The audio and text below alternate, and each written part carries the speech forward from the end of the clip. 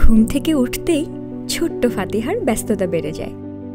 সে প্রথমে যায় মক্তবে, তারপর বাড়ি ফিরে গোসল করে খেয়েই দৌড় দেয় স্কুলে।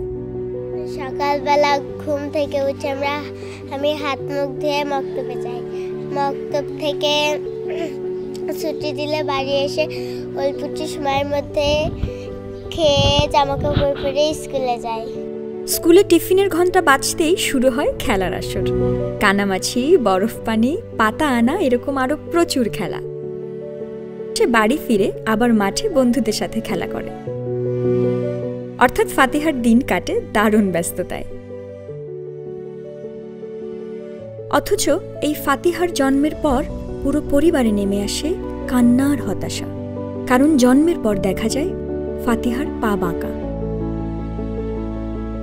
সবচেয়ে বেশি কষ্ট পায় ফাতিহার মা। মেয়ের ভবিষ্যতের কথা ভেবে তার কান্না যেন আর থামছিলই না। তা আমি বলতেছি, কই আমি তো জানি না, আমি তো দেখিনি কি সমস্যা হয়েছে। তাই বলে ওর আব্বু আগলা করেছে। আগলা করার পরে দেখে তো আমি খুব কান্নাকাটি শুরু করেছি। অবশেষে তারা খবর পায় ওয়াক ফর লাইফের। নিয়ে যাওয়ার পরে ডাক্তার ওইখান থেকে বলেছে 250 বেডে, ডাক্তার ইরশাদ আলী, ওনার কাছে নিতে 204 নম্বর না কয় নম্বর রুমে, ওইখানে নিয়ে গেলে ওনারা দেখে ভালো চিকিৎসা দেবে। জন্মের 6 দিনের মাথাতেই শুরু হয় ফাতিহার পায়ের চিকিৎসা। একটানা 6 বছর ধরে ওয়াক ফর লাইফে চলে ফাতিহার চিকিৎসা। একটা টাকাও খরচ হয়নি এই পুরো চিকিৎসায়।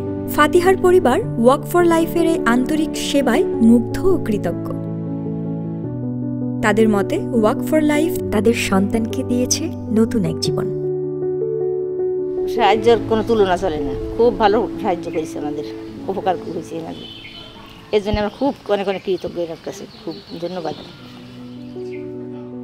ফাতিহা এখন দুরন্ত পায়ে ছুটে বেড়ায়। স্কুলের বাৎসরিক সাংস্কৃতিক অনুষ্ঠানে পেয়েছে 1 গাদা পুরস্কার। খেলাধুলার পাশাপাশি পড়াশোনার প্রতিও ফাতিহার ভালো লাগা রয়েছে। আজন্ম পঙ্গুত্বের অভিশাপ কাটিয়ে গুটি গুটি পায়ে আমাদের ফাতিহা হেঁটে যাচ্ছে সম্ভাবনাময় চমৎকার ভবিষ্যতের পথে। বড় হয়ে সে কি হতে চায় জানতে চাইলে সে কি বলে জানেন? আমি বড় হয়ে ম্যাজিস্ট্রেট হতে চাই।